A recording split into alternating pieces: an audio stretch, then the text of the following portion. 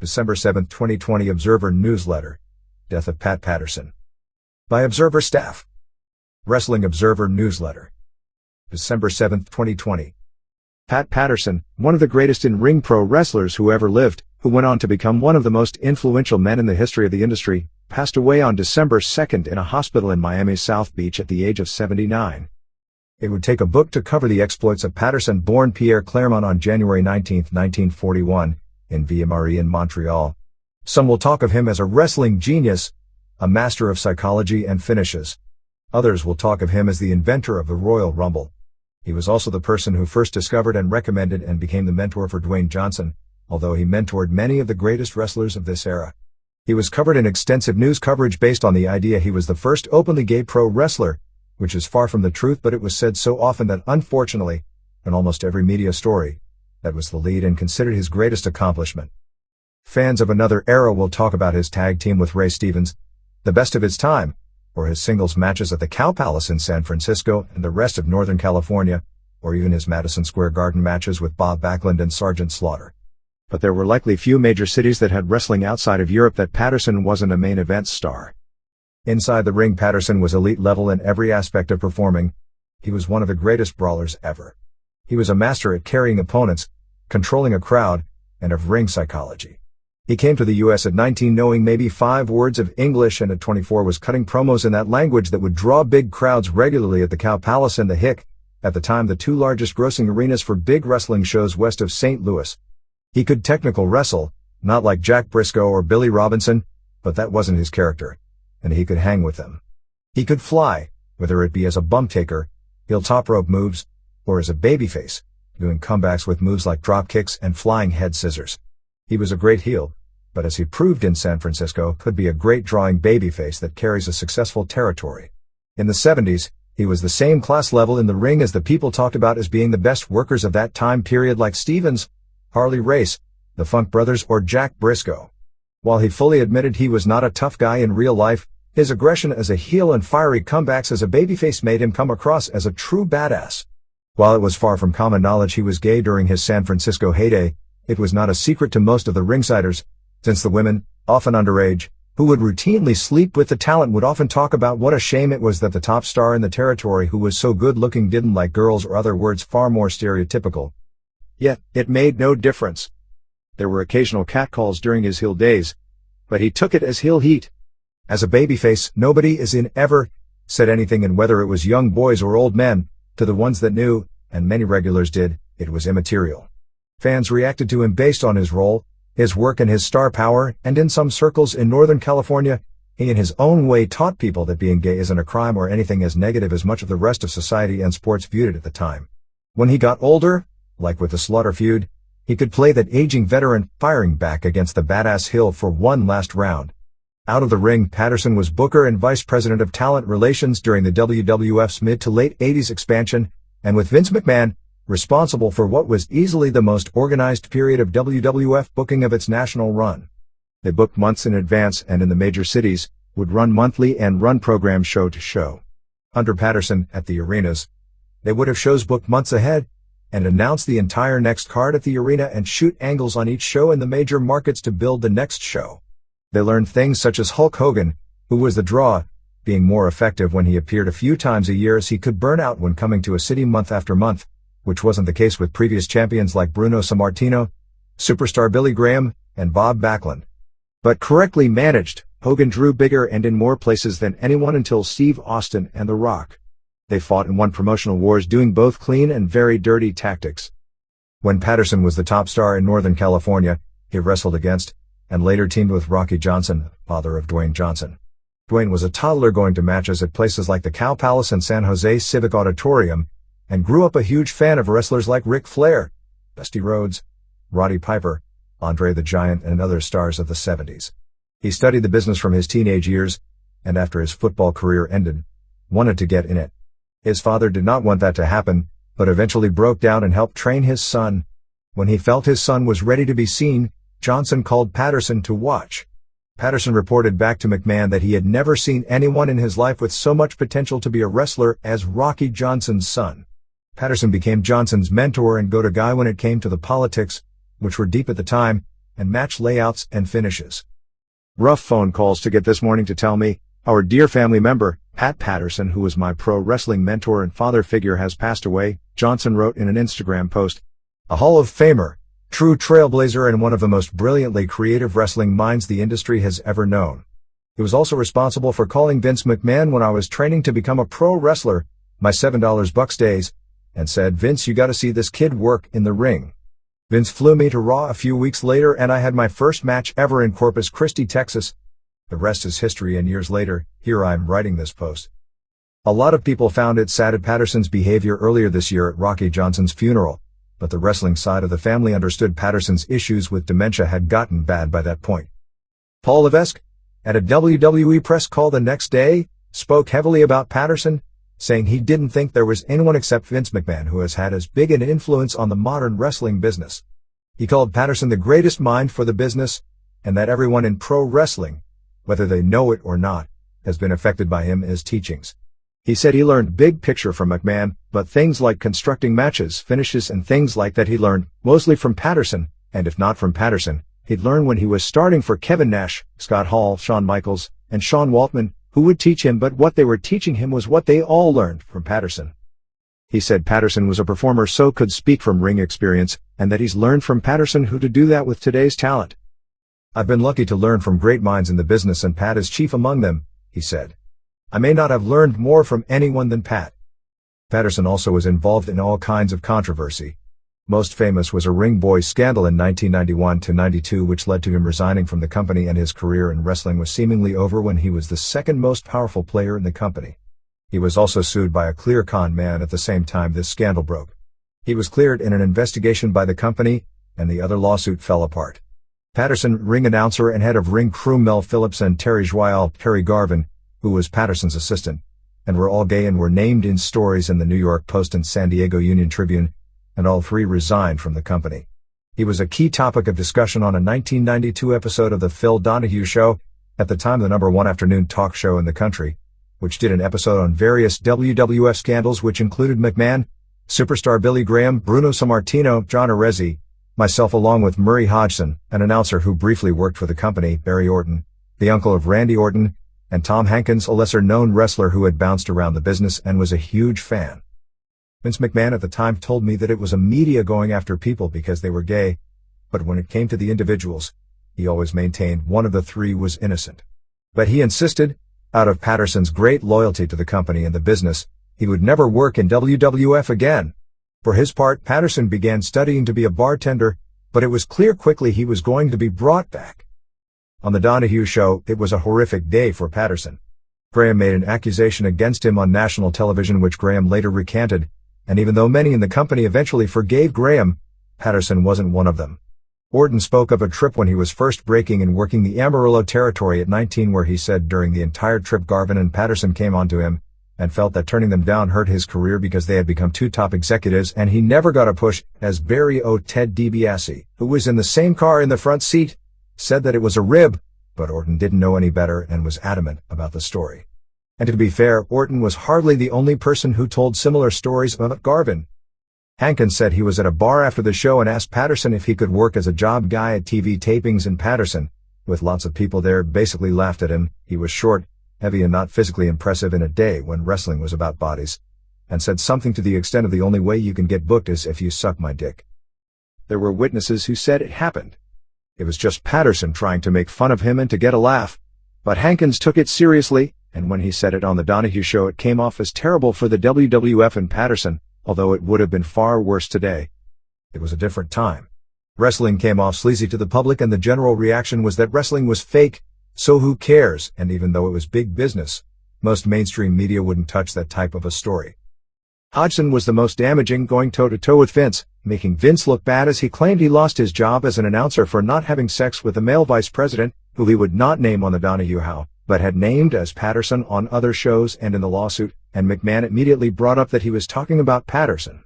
McMahon said he was fired for being a bad announcer. Hodgson was hired for the event center and had trouble remembering the names of cities and such, and while he had a good look and voice, they claimed he wasn't good at the job.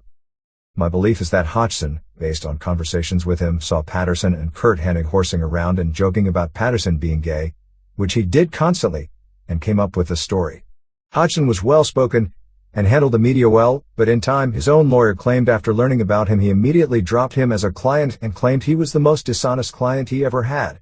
Jury McDevitt found that he had done this same thing at other jobs. The suit ended up going nowhere. The Ring Boy stuff had no connection with Patterson as far as anyone could tell, only Garvin and Phillips, who never returned.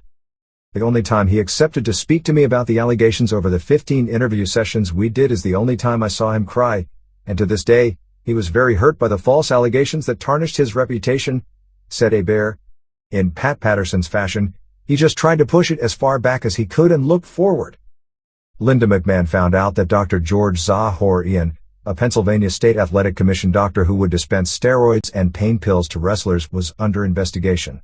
Zahorian also sent FedEx packages of steroids and other drugs to talent without examinations when they ran shows in the area less frequently. He also often sending steroid packages directly to Vince McMahon and Hulk Hogan. Often, when the steroids were sent to McMahon, he'd take some and distribute the rest directly to Hogan. This was a regular part of the television tapings in Hershey, Pennsylvania, and later at house shows in the area. It was Patterson who called Zahorian from a payphone and told him to shred all of his medical records pertaining to WWF talent.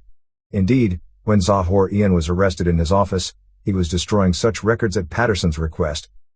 After the Pennsylvania State Athletic Commission no longer assigned doctors to shows, and it was up to the promoter Anita Scales, who was in charge of doing so, refused to hire Zahorian. Zahorian's reputation as a steroid and drug dealer to wrestlers was somewhat common knowledge, and WWF became known as the steroid territory, where guys would magically gain 20 to 25 pounds and get more muscular shortly after arrival. With the easy access, McMahon was able to build the company around impressive bodies, a strategy that was wildly successful with Hogan and the rest of the crew during that 1984-90 glory period. But others in WWE, including Linda McMahon and in particular Patterson, pressured Scales to hire Zahorian as a doctor on shows in the area. Patterson, as testified by Scales in the trial against Vince McMahon in 1994, called her up and told her to hire Zahorian because the boys need their candy. Patterson also implausibly testified in the trial that he had never even heard of steroids until it became a topic when Zahorian was arrested, when knowledge of steroid use by wrestlers in the 60s and 70s, notably Dianabol, was commonplace among even the hardcore fans of that era, let alone everyone in wrestling, and Patterson in 1971 held the World Tag Team Championship with superstar Billy Graham. Outside the ring he was fun-loving, always wanting to make himself and others laugh. He was gay. Everyone knew it. At times he liked to make people uncomfortable with it, but usually just as comedy, to make those around him laugh.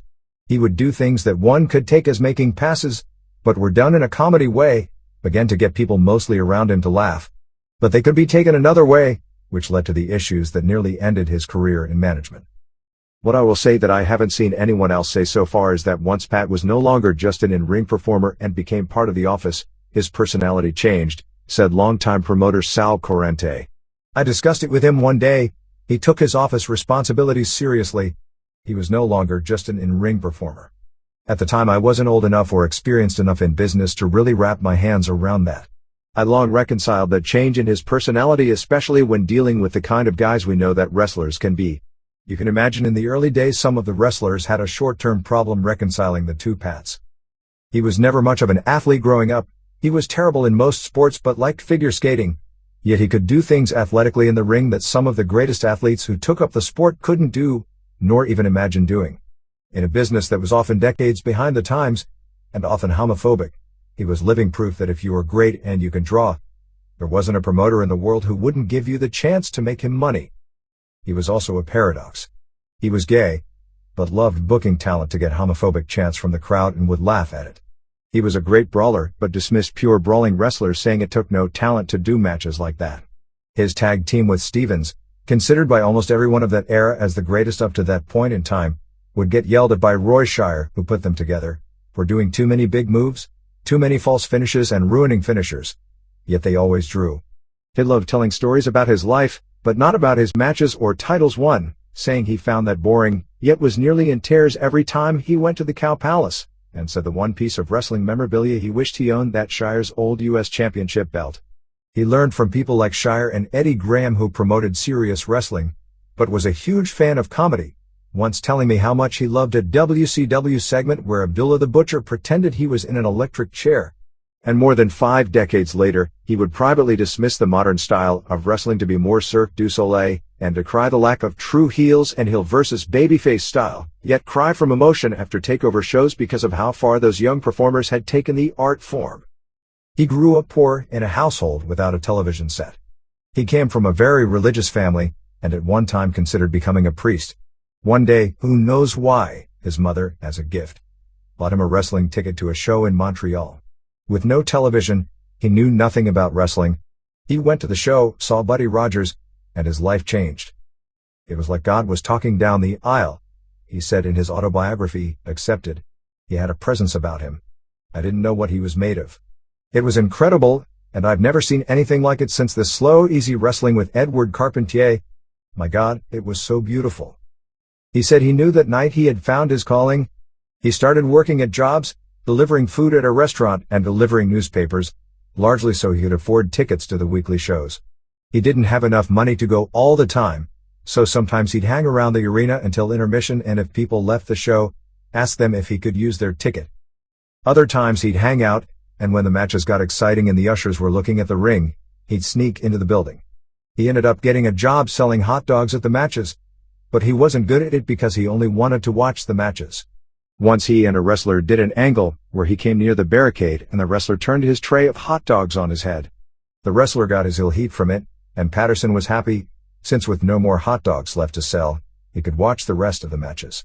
But that stunt got him fired.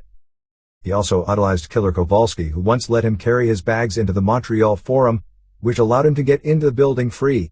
He was mesmerized by the photo of Kowalski jumping off the top rope before he severed the ear of Yukon Eric, one of the most famous endings of a match in Montreal, until the night he suggested to Bret Hart that he let Shawn Michaels put him in a sharpshooter. Patterson bleached his hair blonde, like Rogers. He used the figure 4 leglock as his key submission move, like Rogers. He bragged about all the women that loved him, like Rogers. He wore purple trunks, like Kowalski. And the move he was most famous for, the knee drop off the top rope, became the bombs away after Shire put him in a tag team with Stevens. He started wrestling on small shows in Montreal at the age of 17. He knew the name Pierre Claremont didn't work as a pro wrestler. There was a wrestler on the circuit named Pat Smith, and he thought the name Pat was cool. He looked in a dictionary under proper nouns, closed his eyes, opened to a page, and saw the name Patterson. He was 5'10" and 190 pounds, but somehow was a natural at it. He loved taking bumps, and all the older wrestlers wanted to work with him for that reason. Maurice Vachon, not yet Mad Dog, but still a character who scared Patterson and everyone else to death because of his reputation as the scariest street fighter in the city, told him that he was good.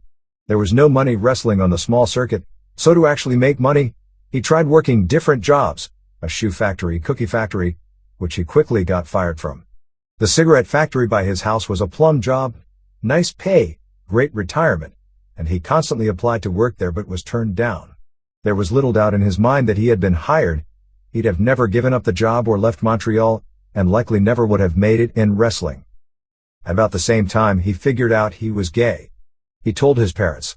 His father was furious and kicked him out of the house, but his mother talked him into letting him stay. But he was ready to leave. In late 1960, Tony Santos, the promoter in Boston, was looking for new young talent and saw Patterson at a show at the Paul Sauve Arena. He borrowed $20 from his sister, got on a Greyhound, and went to Boston. He had no money and knew about 5 words of English. He got an apartment for $40 a month and mercilessly played pranks on the landlord and the older tenants. He learned English from always watching the TV show The Price is Right. Patterson had first contracted bladder cancer several years ago, and while his health was bad, the stories that he was on his deathbed were exaggerated. But he was in bad shape. In recent years, he'd been suffering from dementia, which was getting worse. He was pretty good at telling stories and trying to be funny around fans. But he had moved to an assisted living situation. He generally would spend his summers in Montreal and his winters in Hallandale in South Florida. But with COVID, and his memory fading, he was pretty much confined to his place in Florida.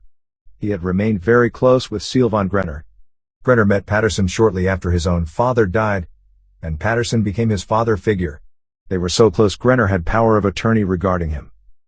Grenner went to see him last month in Florida and noticed he had lost about 60 pounds and was concerned. He got him to the hospital and they found a tumor on his lung. He was scheduled for a biopsy to see if it was cancerous on December 4th, which never happened. On November 27th, he was rushed to a South Beach hospital after a blood clot in his liver. The tumor had also spread. Shortly after, Grenner, who had gone back home to Montreal, was told to come back if he wanted to see him again, although by the time he got back, Patterson was out of it. Due to COVID, he wasn't allowed to even spend much time in the hospital. Officially, Patterson passed away at about 1:15 a.m. on December 2nd due to liver failure, although there is a very good chance he had cancer, and that led to the other problems. I'm very sad to learn of the passing of wrestling legend Pat Patterson, wrote Bret Hart. Few minds in the profession had the depth that he did. He will stand as being one of the greatest visionaries and for having an incredible imagination that paved wrestling's greatest memories. I can count on one hand the people who had the deepest understanding of great psychology in pro wrestling, and perhaps Pat was the greatest ever. His ultimate contribution can never be properly measured, but to those who know, Pat will always stand the tallest. Pat had so much to do with my success I don't know where to start in thanking him. He had everything to do with the finish of my '96 WrestleMania 12 Iron Man match with Shawn Michaels. In fact, I'd say it's fair to say that both Shawn and I dedicated that match inspirationally to Pat. That match was our appreciation and gratitude from both of us. While it wasn't called an Iron Man match, the most falls in an hour match was one of Shire's style matches that he would do not often. Two of Patterson's greatest matches of the 70s at the Cow Palace were Iron Man matches with Stevens and Don Morocco, the latter of which many called the greatest match of the 70s in the building. Pat Patterson was the Yoda to my Luke Skywalker, said Chris Jericho. He taught me 90% of what I know about putting together a wrestling match and in-ring psychology. Beyond that, he was a confidant, a mentor, a collaborator, a sounding board, an oracle, a prophet, a genius, a comedian, a singer, and most importantly, a friend. I love you, Pat, and thank you for everything. This hockey puck is going to miss you. 4 years ago he told me he had a great life and had done everything he dreamt of as a kid, sleeping in the closet and more, said Bertrand A. Baer, who wrote his autobiography. He was ready to go whenever he would get called up. He had loved his life. Patterson helped lay out many of the most iconic main events in history, from Hogan and Andre, Hogan and Warrior, and the Hart vs. Michaels match in Montreal. Once, while wrestling in Boston, the women were brought in, notably Johnny Mae Young. Since she and the other women didn't know the area, he drove them to the shows. She was drinking and smoking a cigar and told him that's what top stars in wrestling did, and if you wanted to be a top star, start doing so. One night she came to his place wearing nothing but her bra and panties. He had to make sure she kept drinking until she passed out. At around the same time, he met Louis Dondero at a Boston bar and started a relationship with him that lasted until Dondero's death in 1998. At first he figured it would be a short-term thing, because his career was in wrestling and Dondero lived and worked in Boston. But after he left Boston for Oregon, a few months later Dondero moved to Oregon with him. Vachon was furious at first, thinking it was not a good thing that Patterson brought his boyfriend with him in a wrestling territory that relied on weekly fans who all talked to each other. Then Vachon met Dondero and the two became best friends. Dondero moved to San Francisco with him and the two bought a house together and stayed with Patterson for the rest of his life. Like in Montreal, everyone on the Boston circuit wanted to work with the guy in the purple trunks because he took big bumps and made everyone look better than they really were. One day, he got a letter from Vachon, who gave him his start date for Don Owen in Oregon. Vachon didn't ask him if he wanted to go. He told Owen how good he was and gave him a start date. Patterson wasn't making money with Santos, and Vachon had told him Oregon was a great place to wrestle and make money. Santos tried to convince him to stay, saying Oregon was a completely different world than the Quebec/New England area that Patterson has never left. Patterson got scared and never went. A few weeks later he got another letter from Vachon, mad about him no-showing. This time Vachon gave him another start date and said if he no-showed after all it took him to convince Owen to hire him, that someday he'd find him and beat the crap out of him. Patterson had seen Vachon in fights before and Vachon scared him to death. Patterson didn't have money, but Dondero paid for his plane ticket to Portland. He went from averaging $70 a week on the Boston circuit to averaging about $300 a week in Oregon, which to him, in 1962, was big money. Patterson never forgot Vachon's opening the door for him to make money as a wrestler, and decades later, pushed hard enough that Vince McMahon agreed to put Vachon in the WWE Hall of Fame. For whatever reason, in 2015, when he pushed for the same thing for Ray Stevens when WrestleMania was in the San Francisco Bay Area, which made sense given he was the biggest wrestling star in the history of the city prior to the Hulk Hogan era. It was also agreed to, was being set up. And then all of a sudden, McMahon changed his mind and it never happened. Harry Elliott, the promoter in Washington, who knew Patterson was gay, dressed him up in lipstick, had him wear sunglasses, a beret, and carry a cigarette holder, playing gay as pretty boy Pat Patterson. Dondero became a performer as his valet. He only did it in Washington, not in Oregon. He then did the gimmick in Texas, but it didn't get over, and it wasn't a successful run. He also used the name Pat Andrews in Southern California, and went from territory to territory for short periods of time. At the age of 23, Pat Patterson became a main event talent. On February 21, 1964, at Madison Square Garden in Phoenix, he defeated Frankie Kane to win the Arizona State Championship. Nearly a decade later, with Kane now as the Great Mephisto, the two had one of the legendary feuds in Northern California wrestling history. But he was making no money, and got a start date from promoter Leroy McGuirk. He threatened to leave the promotion without losing the title. Promoter Ernie Muhammad paid him $1,000 to get him to lose to local wrestler Don Arnold, who years later I did a regular radio show in Phoenix with for a few years, on March 13, 1964, in Phoenix. When he got to Oklahoma, McGuirk had heard about what he did in Arizona, and told him if he ever pulled anything like that again, promoters might not book him, no matter how talented he was. He worked on top in that territory as well, beating everyone on the way up until doing 2-match programs in all the key cities with a DQ loss and then a clean February 3rd fall loss in World Junior Heavyweight title matches to the territory's top babyface, Danny Hodge. He returned to Oregon as a true main event star. Patterson and Tony Bourne won the Pacific Northwest Tag Team titles from Nick Bockwinkel and Buddy Moreno, also known as Omar Atlas. On June 17, 1964, in Salem, Oregon, they lost the titles on August 6, 1964, in Salem, Oregon, to Billy White Wolf, Adnan Al-Kaisi, and Pepper Martin, and the team disintegrated. Patterson began teaming with Don Manukian against Bourne and Haru Sasaki, as well as there were singles matches between them. Patterson became the territory's top star, beating Martin for the Pacific Northwest title on October 2, 1964, at the Portland Armory. He also won the tag titles again with the Hangman, who later became a major star as Cyclone Negro, and had a second run with the singles title. He lost a hair versus hair match to Bourne, and then put on a mask so fans couldn't see him bald. Wrestlers in Oregon, notably Martin, pushed for him to call Roy Shire, the promoter in San Francisco. Shire liked great workers and Patterson was already that. They also mentioned Shire's top star was Stevens, and the two would make great tag team partners.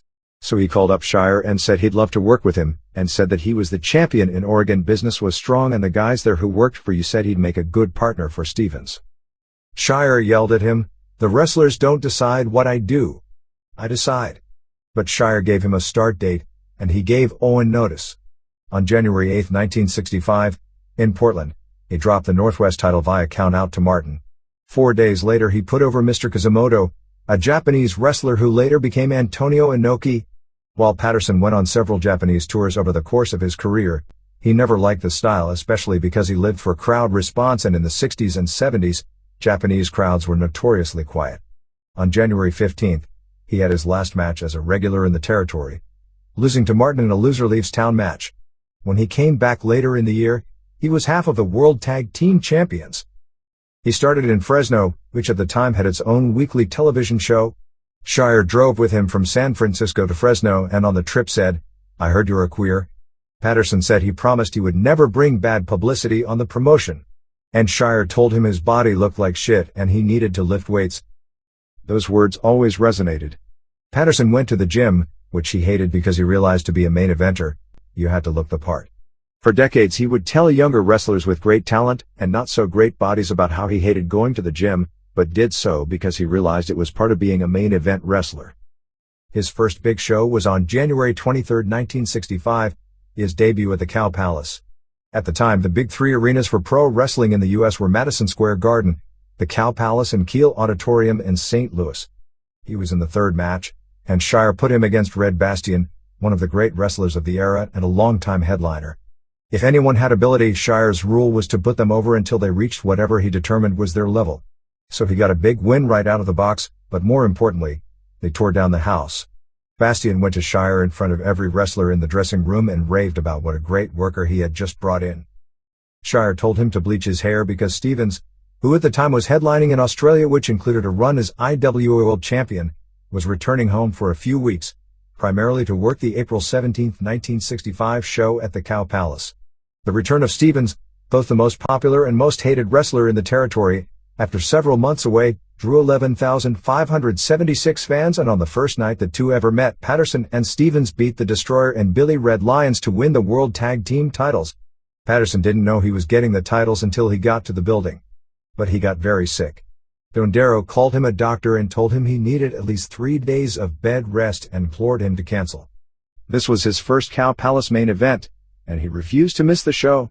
Later, he thought that if he had missed the show, they'd have given Stevens a substitute partner and his entire life may have been different. Stevens and Patterson became almost immediately the top tag team in the world. While based in San Francisco, they'd go into places like Oregon, Hawaii, British Columbia, Nevada, Arizona, Idaho, and Southern California to defend the titles. But they never went to Los Angeles, which had its own WWA World Tag Team titles at the time. The two became close friends, close enough that Patterson on occasion would take one for the team, since Stevens loved chasing women, and sometimes the women that he chased had friends. There was a famous story from that period when Stevens was dating Ann Calvello, the legendary roller derby heel. Calvello had a reputation for being tremendous in bed, and for being with famous athletes after her breakup with Charlie O'Connell, the biggest star in the roller derby.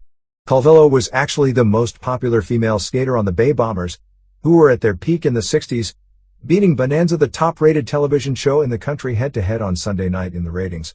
But after her breakup with O'Connell, O'Connell went to promoter Jerry Seltzer and said either she goes or he goes. O'Connell was his biggest star, and Seltzer forced Calvello off the Bombers, and she had to skate as a heel, and became the top heel in the game. She was known for dating San Francisco 49ers stars.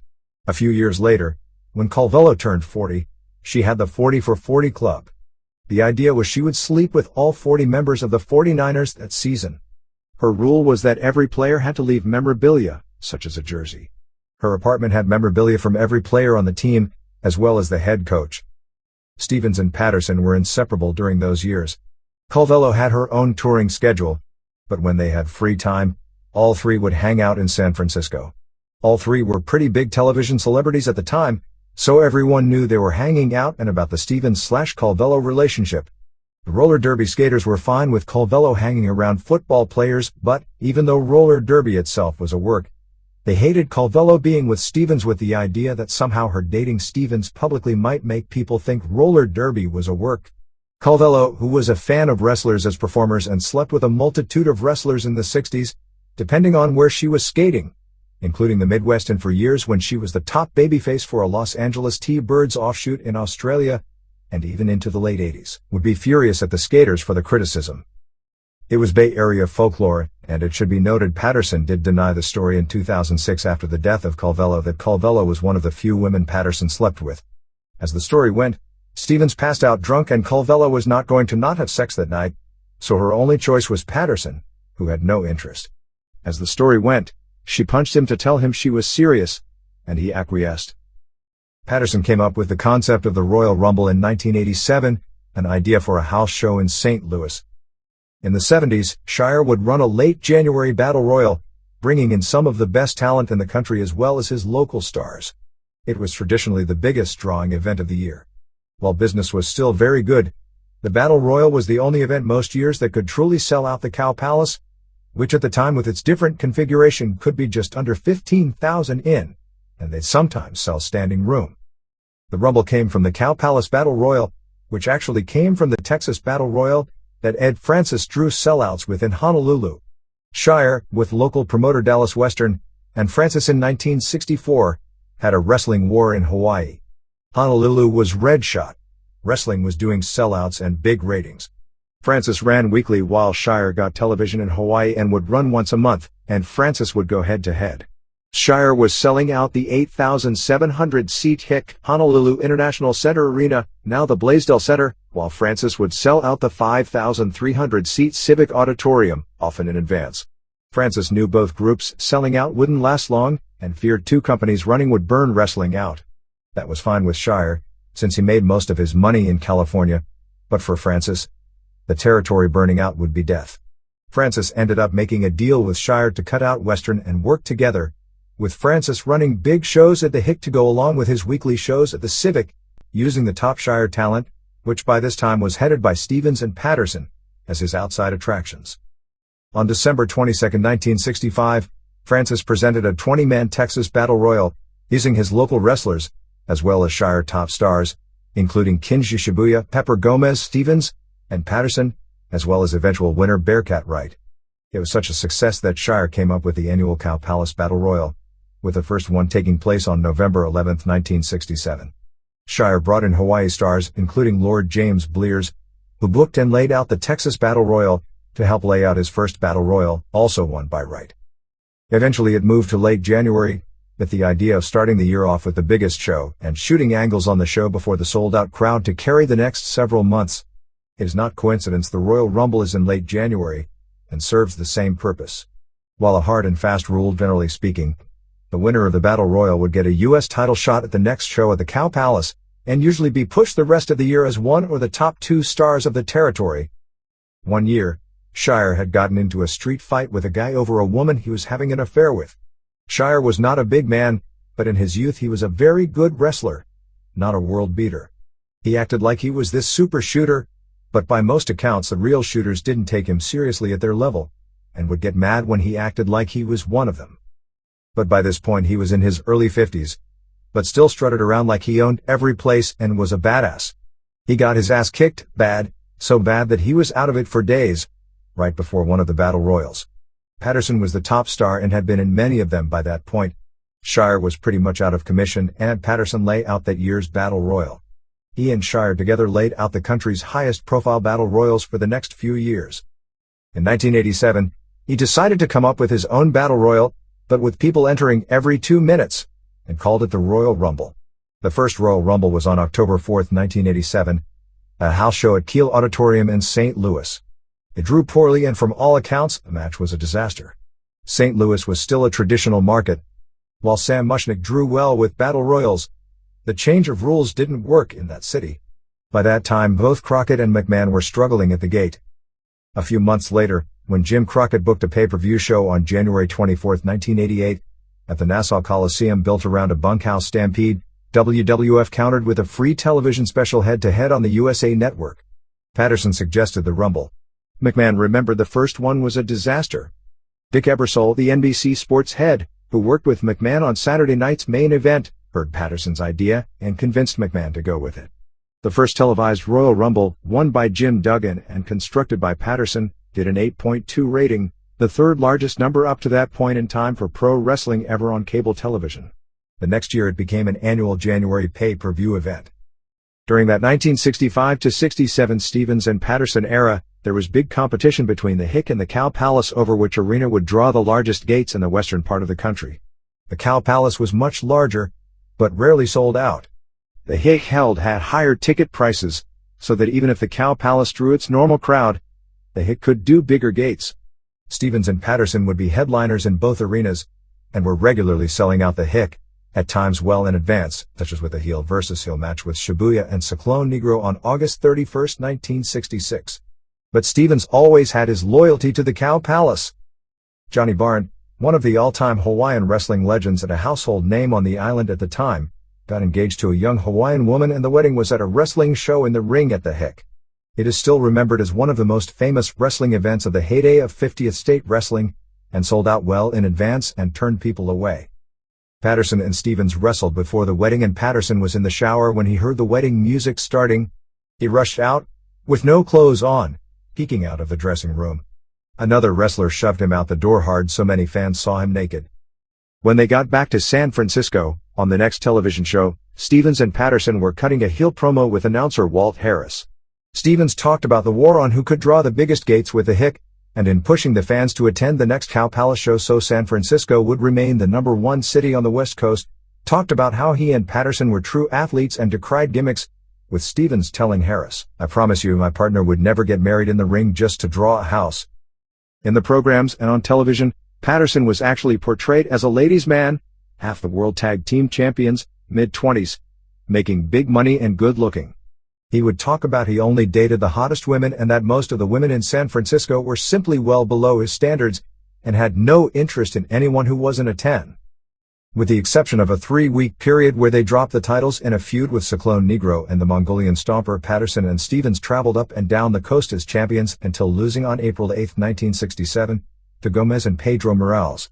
The loss was because Patterson got a several-month tour of Australia for Jim Barnett, which was the best-paying territory in the world at the time. Both traveled to other places, and in 1969, Stevens returned as a babyface and Patterson also returned, thinking they would reform their team.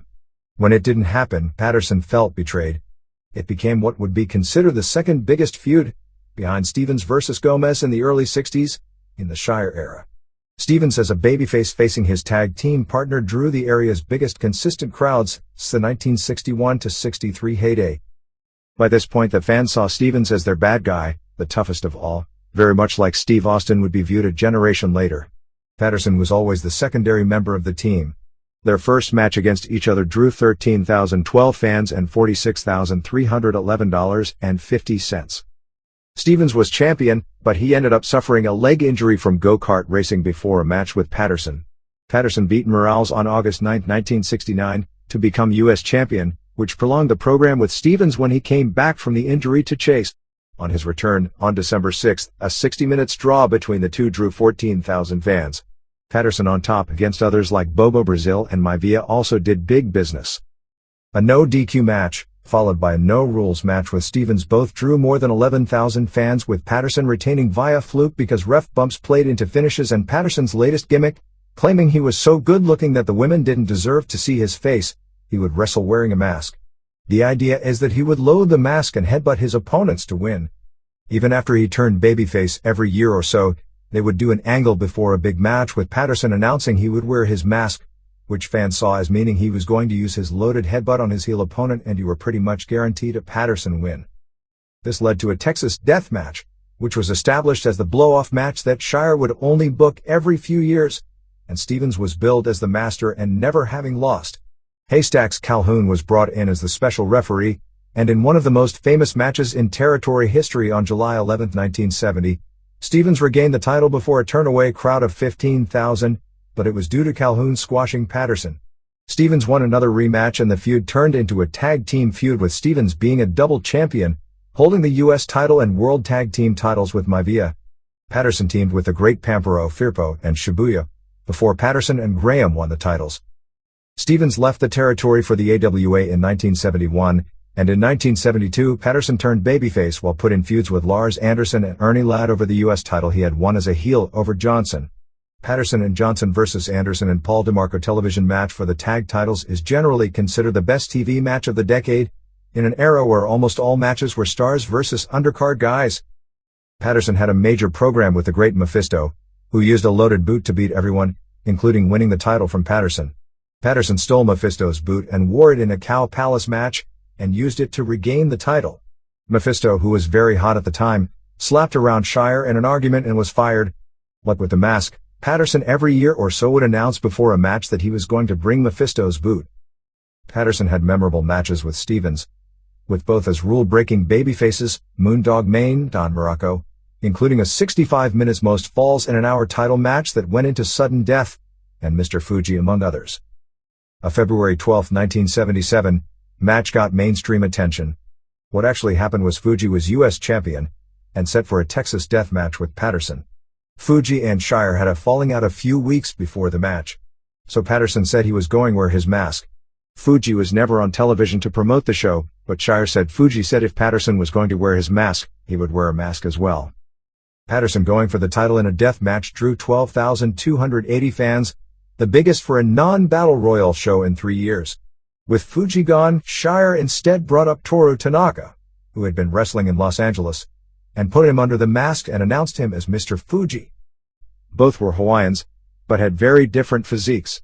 Los Angeles wrestling aired on Sin, a local Spanish station that is now Galavision, so many fans immediately recognized his body as that of Tanaka. The fraud became a major news story that Shire false advertised a main event. Shire's license was in danger for perpetrating a fraud.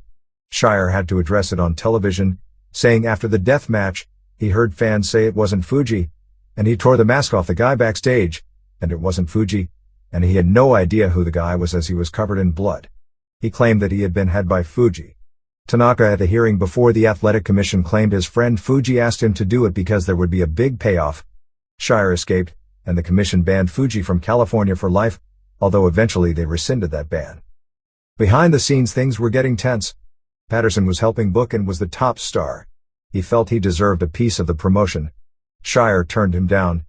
Dondero, who had many connections in the San Francisco gay community by this point in time, claimed to Shire he would offer him $2 million for the promotion. Business was good, but had fallen from peak years as Shire repeated gimmicks and his standard finishes that were great at first, but not done over and over. Shire wouldn't sell, and eventually Patterson left for Florida, and later the AWA, where he and Stevens became a tag team managed by Bobby Heenan. At one point he came to Los Angeles. He had on a few occasions defended the U.S. belt on big shows at the Olympic Auditorium in Los Angeles. He was on a September 5, 1969, show defending against Apache Bull Ramos before a sellout 10,974 fans with 6,500 turned away at the door underneath a Dory Funk Jr. vs. Buddy Austin NWA World Title match. He had been an outsider brought in for the annual Los Angeles Battle Royal, the idea taken from the one in San Francisco, but because Los Angeles had some of the best wrestling photographers in the world, the Los Angeles Battle Royal, while not as BG among the wrestlers, was bigger among fans because of its coverage in wrestling magazines in the US and Japan. When he came in billed as the US champion, and Sin broadcasted that into San Francisco, Shire had a fit. For years people talked about the bizarre interview on television where Shire came out, said that sometimes he may have gone on vacation for a few weeks and may not know who the champion was, but said about what was happening on the other station, Pat Patterson is a damn liar and Mike LaBelle, the promoter in Los Angeles, is a damn dummy. While Shire had some success with Bob Roop as booker, after Roop was fired the territory went down fast without Patterson, and closed up in 1981.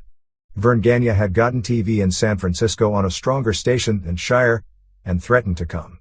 Shire called up Jim Barnett, who had gotten Shire started in 1961, and complained about Gagne coming into his territory and for the NWA to stop it. Barnett told me he called Gagne. Gagne had hooked up with Leo Nomellini to be his front man in the market.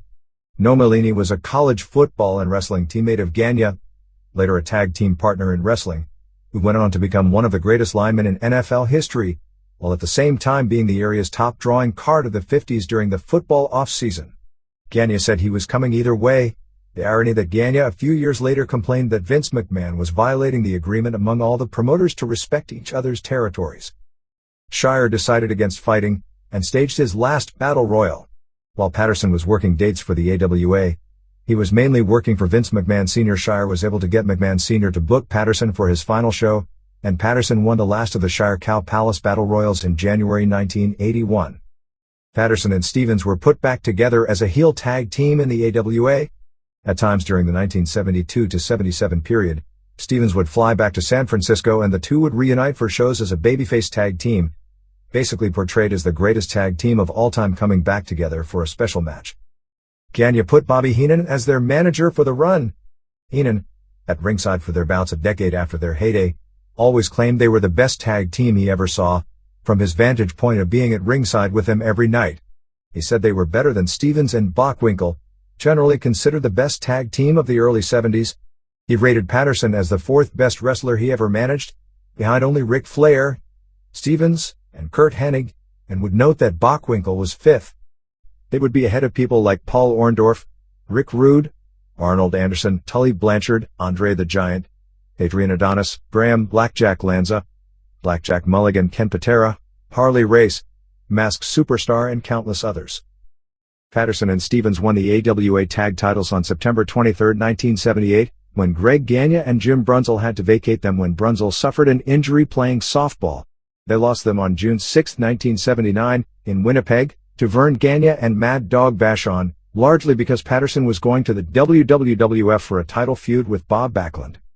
Backlund vs. Patterson is the only singles title program that ever headlined 4 straight Madison Square Garden shows. The McMahon concept is that based on the drawing power he perceived of the challenger, they would be one-shot guys, big guys who weren't that good or guys he didn't have confidence in as draws, 2-shot guys, general rule for really good challengers, and 3-shot guys, the top-tier guys. Patterson was scheduled as a 3-shot guy. The fourth was because someone who was supposed to come to the territory backed out. I believe that was Terry Funk. Patterson was known as the first IC champion from a tournament in Rio de Janeiro. But the original idea to get Patterson over, since while being a super worker, he was not big and didn't have anything special of a physique, was as North American champion.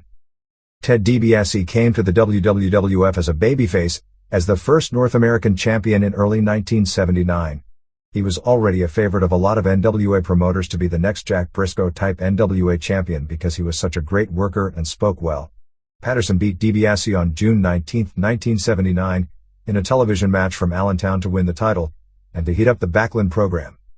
In the champion versus champion match, Patterson beat Backlund via countout in 23:51 on July 2, 1979, in Madison Square Garden, before a sellout of 20,055 fans. A rematch on July 30th, which drew 18,000 fans, was a double countout. Patterson again beat Backlund via countout on August 27th, before 18,500 fans. In September, Patterson showed up with a new belt, the Intercontinental Heavyweight Championship, with the story that he won it in a tournament in Rio de Janeiro, just before the fourth Backlund match. Finally, Backlund won the cage match on September 24th before a sellout of 20,255 fans. They also drew well in all the other major Northeast arenas with multiple title matches, and a December 30th show in Toronto drew 14,500 fans. Almost history has the North American title disappearing with the IC title. Patterson did go to Japan on November 8th to drop the North American title to Seiji Sakaguchi, giving New Japan a second singles title to go with the NWF title. But New Japan forgot about the title the next year. The IC title was the second major title belt Patterson was the first champion of. He was the first NWA/NWF North American Tag Team Champion with Johnny Powers in 1973, a title that originated in Los Angeles. It became New Japan's major tag team title until around 1979. They lost the belts to Inoki and Sakaguchi on December 9, 1973, in Toyota. Patterson came back to New Japan in 1976, and was considered so key in San Francisco that they booked Cow Palace dates around his tour. He and Larry Hennig lost to Sakaguchi and Shozo Kobayashi on December 8 in Yokohama in a North America Tag Team title match. In 1977, he came in as the top foreign singles star in the company, scoring singles wins over Sakaguchi and Kobayashi, before losing a December 1 match in Osaka for Inoki's NWF World title. In 1979, he came in to drop the WWF North American title to Sakaguchi, but then beat Sakaguchi 3 days later in a non-title match. It appeared they were building for a title rematch on a later tour, but it never materialized. His last tour was in 1981, when he and Bad News Allen were a tag team in the annual MSG Tag Team Tournament, finishing in a fourth-place tie behind the winners, Andre the Giant and Rene Goulet, Inoki and Tatsumi Fujinami and Stan Hansen and Dick Murdoch, who tied for second. In a trivia note, as best I can tell, Bad News was the only wrestler who ever called attention to Patterson being gay in a promo building up a late 70s match in Los Angeles, where he called Patterson a he/she. Patterson first went to Japan in April 1968 as part of that year's World League tournament, which would be like G1 today. He finished in the pack, as the top foreigners in the tournament were Kowalski, Freddie Blassie, Jesse Ortega, and Tarzan Tyler. In WWF, the rule at the time is that the heels would get their program with Backlund, or whoever the babyface champion was dating back to Sammartino in 1963, then work for a while down the card. Depending on how big a star McMahon viewed them depended on how many guys they would do jobs for on the way out. But with Patterson, things were different. He was protected from pin losses, aside from dropping the IC title to Ken Patera on April 21, 1980, in Madison Square Garden. While he did matches elsewhere, like some big AWA shows, Montreal, Japan, and even Mexico, he never left the WWF. After nearly 3 decades, he came back to Montreal in 1980.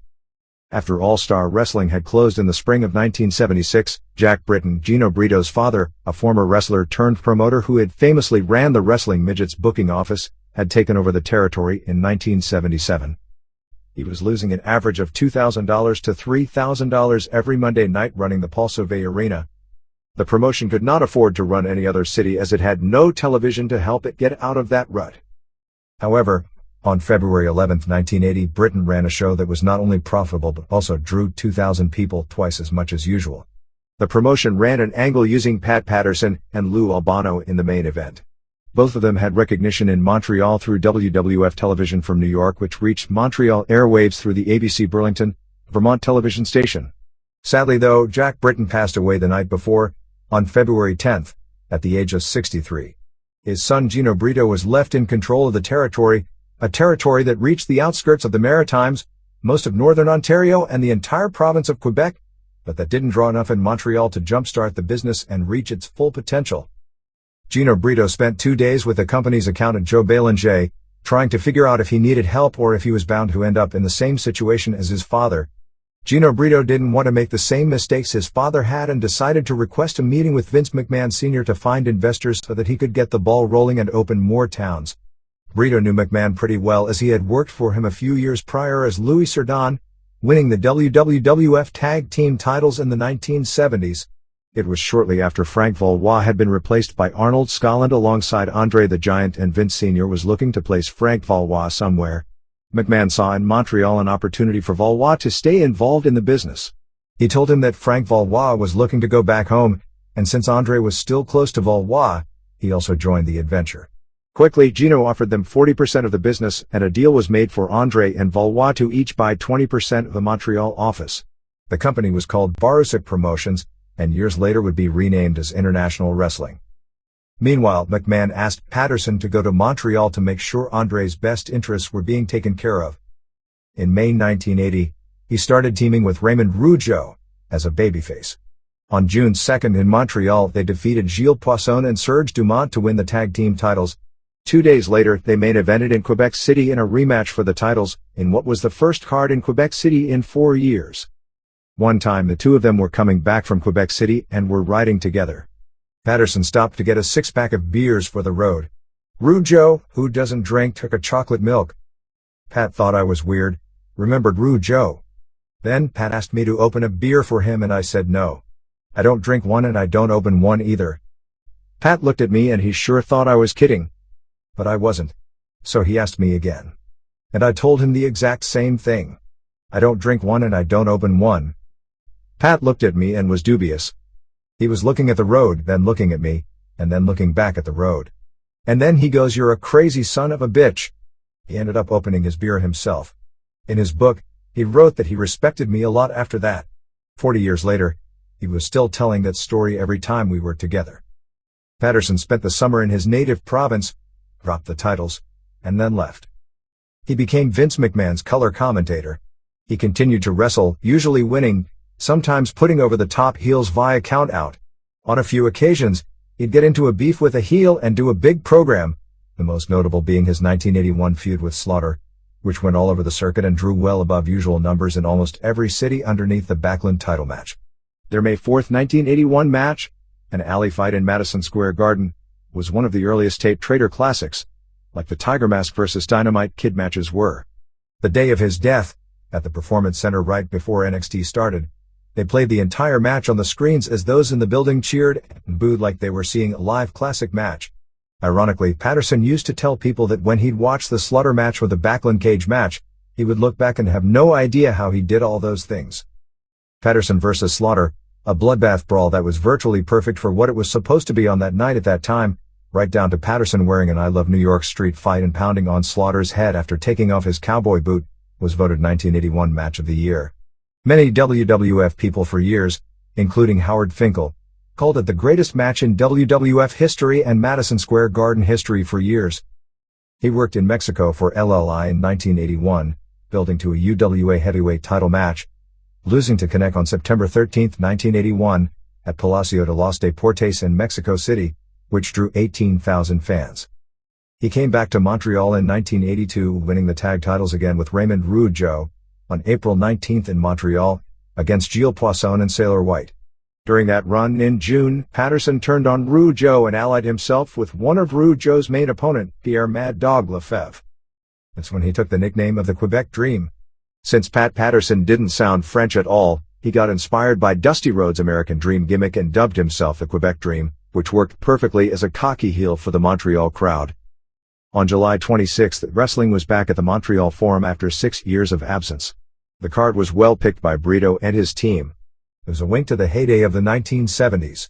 From Grand Prix wrestling there were Dino Bravo, Gino Brito, Mad Dog Vachon, Edouard Carpentier, Andre the Giant, Gilles Poisson, Blackjack Mulligan, and Yvonne Robert Jr. as a special guest referee, And from All-Star Wrestling, there were Abdullah the Butcher, Eddie Creechman, Raymond Rougeau, and his dad Jacques. There was 4 main event matches that night: Andre against Hansen, the champion Dino Bravo against Abdullah the Butcher, Rick Martel against Billy Robinson, and the first single match between Rougeau and Patterson, which ended up in a draw. The show was a success and drew 14,175 fans. Patterson and Rougeau kept feuding. Since both were tag team champions, they had to choose a partner and faced each other's team to crown a new pair of champions. Patterson teamed up with Lefebvre while Rougeau teamed up with Billy Jackson. The heels won the titles, but shortly after lost it to Gino Brito and Tony Parisi. One night in Rimouski, I proposed to do a boxing match against Raymond Rougeau and to make it a 10-round decision, told Patterson in his book, Accepted. After 3 rounds, I could not take it anymore. I didn't know Raymond had a real boxing training. I could not touch him and he would sting me right in the face every now and then. So I said fuck that, took a dive and stayed down for the count. All the boys were watching and everyone was having a good laugh at my expense instead of the other way around. They also had single matches, among them a marathon match, a precursor of an Iron Man match. A marathon match was an hour long and the winner had to get the most pins or submissions on his opponent. Pat was such a ring general in those matches, remembered Rougeau. He was telling that we were not in a rush, we had to do it step by step, but that we were going to finish at a climax. And we sure did. He had such a creative mind. Patterson had a few singles matches against other guys than Rougeau. He had some with Bravo and also a feud over the name Quebec Dream with the Destroyer, who was selling t-shirts of the Quebec Dream in order to get under Patterson's skin.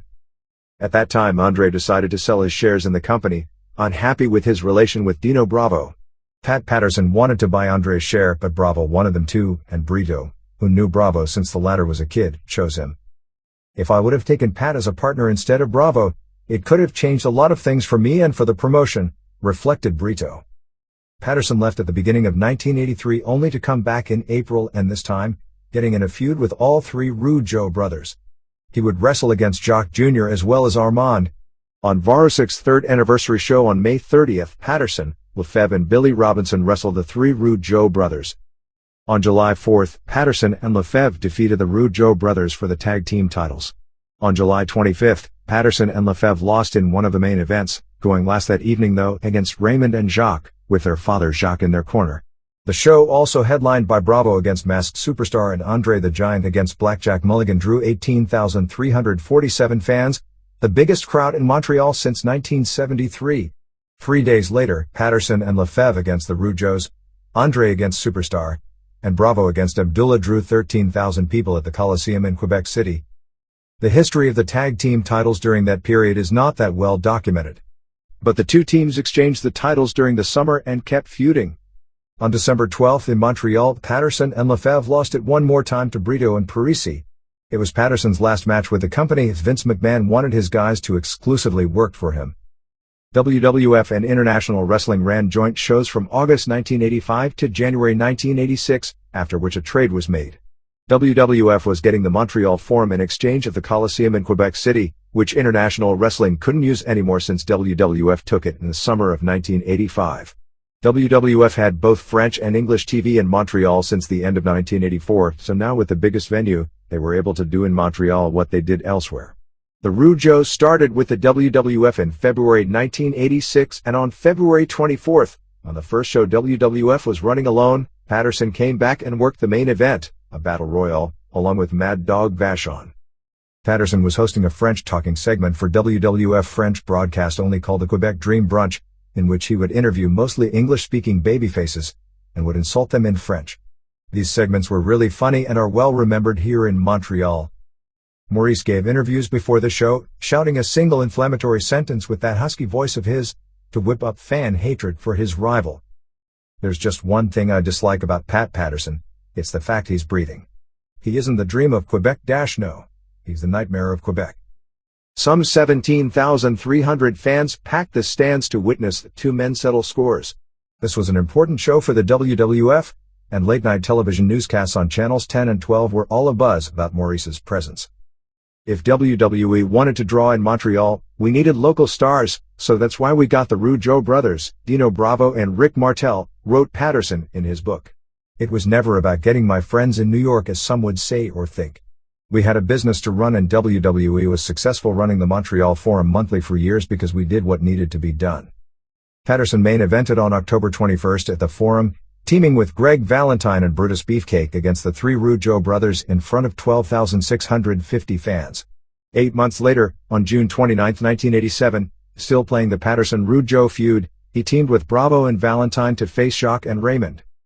On August 10, Patterson defeated Brutus Beefcake at the Forum, and a few weeks later, on August 31st, they had a rematch, main eventing the Forum with Mr. T as guest referee. Beefcake won the match in front of 14,624 fans. It would be Patterson's last match until his Stooges days 11 years later. A few months later, when Edward Carpentier, who was doing French announcing but who was also the local promoter in Montreal, got suspended by the WWF, Patterson suggested Gino Brito for the promoter job, since International Wrestling had filed for bankruptcy in the summer of 1987. "This is something I never forgot," said Brito. "I will always be grateful to Pat for that." Patterson worked in the office, retired many times, but would always come back, with a more and more reduced schedule. Dondero, who passed away in 1998, was his soulmate, and he was terribly despondent after his death. Many remember fondly his run as one of the Stooges, with Gerald Briscoe, in the Attitude Era. He worked with McMahon on key decisions that were the foundation of the industry from the mid-'80s until decades later. When it was all about size and physique, Patterson was the key person in talking Vince McMahon into going with Bret Hart and Shawn Michaels as top guys, as opposed to plateauing them at the IC title level. McMahon was adamantly against Rey Mysterio getting the WWE title after the death of Eddie Guerrero, while the writing team all wanted it. It was Patterson who convinced McMahon, who actually wanted to have Mysterio lose his title shot after winning the Rumble and not be in the Mania title match, which he scheduled as Randy Orton versus Kurt Angle. Patterson talked him into Mysterio going over in a three-way. Of course, McMahon was convinced it wasn't a good idea, and no babyface champion was ever beaten and even squashed as champion like Mysterio was in that reign. His role in the one of the most talked about matches of all time, the 1997 Survivor Series match between Hart and Michaels, will always be debated. Jim Cornette came up with the finish of Hart in a submission move rather than a pin, because a pin would show Michaels was in on it, and the last thing WWF wanted was Hart, on his way out, possibly losing his cool and beating up their new champion for real in the ring. Patterson worked with Hart and Michaels on laying out the match, and was the one who suggested the Michaels in the sharpshooter spot that Hart would reverse. It's hard to believe Patterson wasn't in on it, but the insistence from everyone at the time was that he wasn't. The idea was that all the talent loved and trusted Patterson, and McMahon didn't want to change that dynamic with the idea that he knowingly set the double cross. He frequently went on cruises, but would come back, often helping lay out Royal Rumbles. He was always encouraging to younger talent, most of whom had never seen him wrestle, past perhaps watching tapes of his alley fight with Slaughter. He would attend Cauliflower Alley events and crack jokes all night. On May 4, 2015, after a Raw taping, WWE honored Patterson in Montreal. The homage was supposed to take place in September 2012, but because of Jerry Lawler's heart attack, it was postponed. They gave him a Montreal Canadiens jersey, as well as a nice showcase with the Intercontinental belt in it. And of course, Pat sang My Way in front of the live crowd. "I love the man," said Mick Foley. "I could listen to his stories for hours. One of the all-time great wrestlers, one of the best minds in the business, and a dear friend. Loss is incredibly difficult," wrote John Cena. "Those we love are only truly gone if we stop caring."